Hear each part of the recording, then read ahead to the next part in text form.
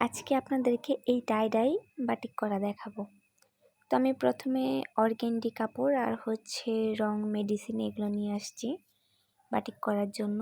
তো এইভাবে আমি আসলে কাপড়টা কুচি করতেছিলাম, কিন্তু আমার এখানে একটা জিনিস ভুল হয়ে গেছে। আমি যে বাঁধার আগে যেভাবে আসলে কুচিটা নিব ওইটা আমার একটু মিস্টেক হয়ে গেছে, যার কারণে ওটা ভিডিও করতে পারি নাই আমি।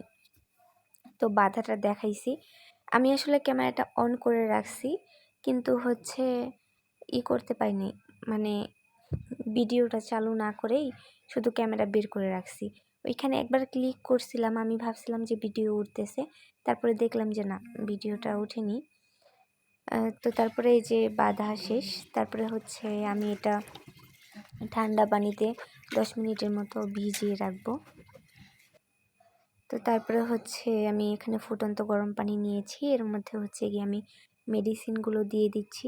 প্রথমে একটা মেডিসিন দিছি, এটা দিয়ে ভালোভাবে একটু নাড়া দিচ্ছি, দিয়ে তারপর আমি রং দিব।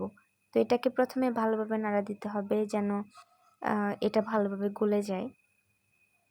তো তারপরে আমি রংটা দিব, রংটা দিয়ে একটু ভালোভাবে নাড়া দিয়ে দিব, কারণ অনেক সময় দেখা যায় রং নষ্ট থাকলে সেটা জমাট থাকে, তারপর কাপড়ে ভালোভাবে বসে না। সেই জন্য আমি আসলে রংটা দিয়ে তারপরে ভালোভাবে নাড়াচাড়া করতেছিলাম। তারপরে আরেকটা মেডিসিন আমার বাকি আছে, আমি সেইটা দিব। তো এটা দেওয়ার পরে আরেকটু ভালোভাবে নাড়াচাড়া করছিলাম। এই যে আপনারা এই পরিবর্তনটা দেখতে পাচ্ছেন, রংটা দেওয়ার পরে কিন্তু কমলা কালার ছিল, এখন কিন্তু অন্যরকম হয়ে গেছে।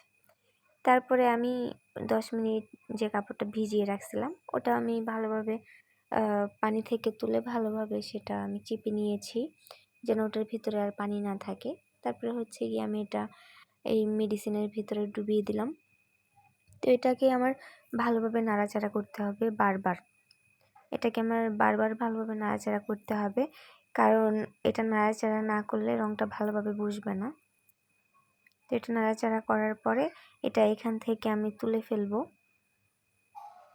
তবে এটা আমার 15 থেকে 20 মিনিটের মতো নাড়াচাড়া করতে হবে, তাহলে এখানে ভালোভাবে রংটা বসবে।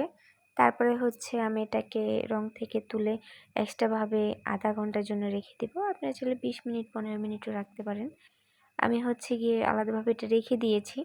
এই বালতিটা আমার বাটিক করতে করতে বালতিটা নষ্ট হয়ে গেছে, যার কারণে এই বালতিতেই করি। তারপর আমরা ঠান্ডা পানি দিয়ে ধুয়ে নিব। ধুয়ে নেওয়ার পরে ফাইনাল লুক এটা।